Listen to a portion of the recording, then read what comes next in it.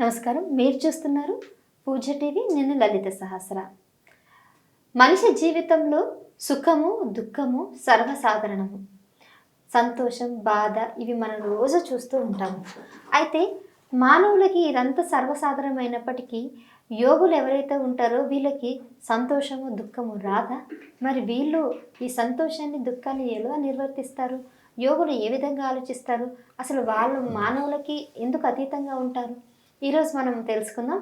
మరి ఈ విషయాలు తెలియజేయడానికి మనతో పాటు ఉన్నారు ప్రముఖ యోగా గురువు, Pramanik Yoga and wellness director doctor Nagaraj గారు. నమస్కారం గురుగారు. నమస్కారం అండి. గురుగారు, యోగాసనాలు చేసే వాళ్ళకి యోగులకి చాలా వ్యత్యాసం ఉంది, అది వేరే విషయం. కానీ యోగాసనాలు చేస్తే యోగికున్నంత తపో శక్తి కానీ ఆ విధంగా వస్తుందని అంటుంటారు, అది నిజమేనా? కాదండి, ఇక్కడ మనం కొంచెం విశ్లేషణాత్మకంగా మాట్లాడుకునే ముందు ఆర్టీవీ చూస్తున్న ప్రేక్షకులందరికీ నా హృదయపూర్వకమైన నమస్కారాలండి. నేను మీ doctor Nagaraj, Pramanik Yoga and wellness director. Yoga సాధన అది ఏ రకమైన యోగా తీసుకున్నా, మీరు భక్తి యోగం కానివ్వండి, రాజయోగం కానివ్వండి, జ్ఞానయోగం కానివ్వండి, హఠయోగం కానివ్వండి, ఇవి చెయ్యాలి అంటే సంకల్ప బలం ఉండాలి. సంకల్పం గట్టిగా ఉంటే సాధన బలం వస్తుంది. సాధన చేయటం ద్వారా వాళ్ళకి సర్వశక్తులు వస్తాయి. శక్తులు అంటే అతీంద్రియ శక్తులు కాదు, నిన్ను నువ్వు కాపాడుకునే శక్తి, నిన్ను నువ్వు నిలబెట్టుకునే శక్తి, నిన్ను నువ్వు నియంత్రించుకునే శక్తి, నిన్ను నువ్వు ప్రలోభపడకుండా చూసుకునే శక్తి, ఇలాంటివన్నీ మీకు వస్తాయన్నది శాస్త్రం చెప్తుంది. యోగులైనా సిద్ధులైనా ఇదే వాళ్ళకు వచ్చేది. ఏకాగ్రతగా కూర్చోవాలి, ధ్యానంలో కూర్చోవాలి. మనం ఎంతసేపు కూర్చుంటాము? మన మెదడులో చాలా ఆలోచనలు తిరుగుతూనే ఉంటాయి. మనం మనసుకు దాసోహం అవుతూ ఉంటాము. మనం ఫోన్ పట్టుకొని చూసుకుంటాం. అక్కర్లేని విషయాలన్నిటికీ మనసు వెళ్ళిపోతూ ఉంటుంది. నిత్యంగా సాధన చేయటం ద్వారా అక్కడికి వచ్చే విషయాలపైన మనం శ్రద్ధ పెరుగుతాము. అట్లాగా సంకల్ప బలం పెరుగుతుంది. సంకల్ప బలం ఉంటే సాధన బలం వస్తుంది. సాధన బలం కనుక పెరిగితే మనము కర్మలు కరెక్ట్గా చేస్తాము. కర్మలు కరెక్ట్గా చేస్తే మన శరీరము, మనసు, బుద్ధి మన ఆధీనంలో ఉంటుంది. అట్లాగా యోగా సాధన చేసే వాళ్ళకి చెయ్యని వాళ్ళకి వ్యత్యాసం అది. ఓకే గురుగారు, అయితే ఇంకో వ్యత్యాసం కూడా తెలుసుకోవాలనుకుంటున్నాను. మన మానవులందరికీ కూడా సుఖము సంతోషము దుఃఖము బాధ ఇవన్నీ కూడా సర్వసాధారణము. మరి యోగులకి ఏ విధంగా ఈ సుఖ సంతోషాలు బాధలు ఇవన్నీ ఎలా ఉంటాయి, ఎలా నిర్వర్తిస్తారు వాళ్ళకి?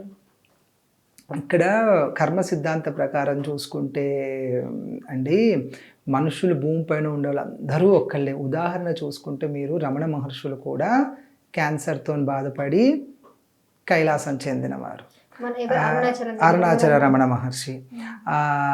మీకు రామకృష్ణ పరమహంస కూడా కాళీమాత ప్రత్యక్షం అవ్వకపోతే ఆయన పొర్లి ఏడుస్తారని ఆయన జీవిత చరిత్రలో మనం చదువుకున్నాము.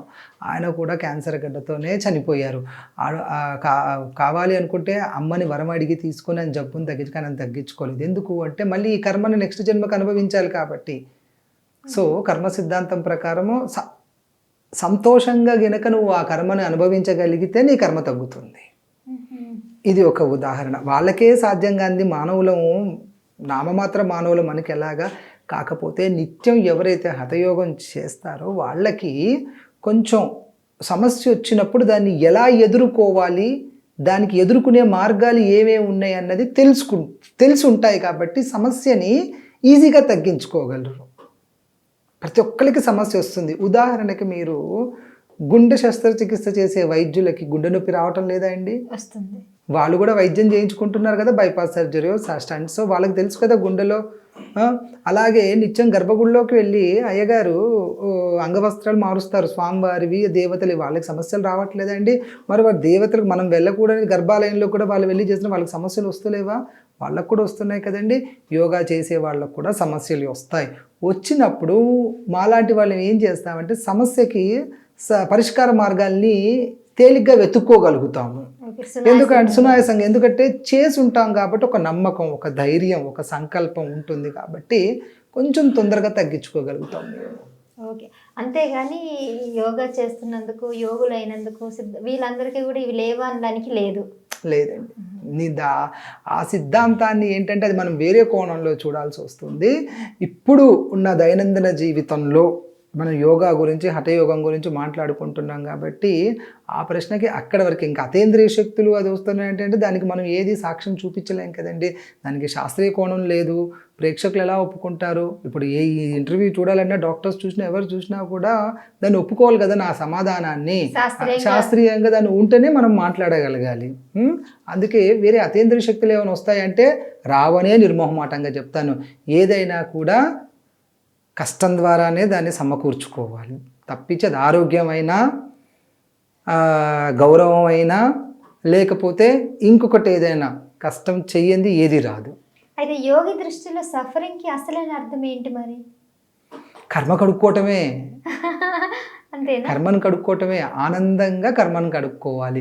ఇప్పుడు నాకేదో వెన్నుపూస సమస్య వచ్చింది, ఎలా తీసుకోవాలి, నేను ఎలా తీసుకుంటున్నాను, అది మన వీక్షకులకు నచ్చితే నచ్చవచ్చు, నచ్చకపోతే వెన్నుపూస సమస్య ఉంది, వైద్యుడి దగ్గరికి వెళ్ళినా తగ్గలేదు, రిపోర్ట్లు చూపించినా ఏం లేదండి, కానీ అయినా కూడా నా శరీరం నన్ను బాధిస్తుందంటే ఓకే, నేను ఏదో చేశాను ఏదో జన్మలో, ఇప్పుడు నన్ను ఇబ్బంది పెడుతుంది, అనుభవిద్దాం, కర్మ కడుగబడుతుంది.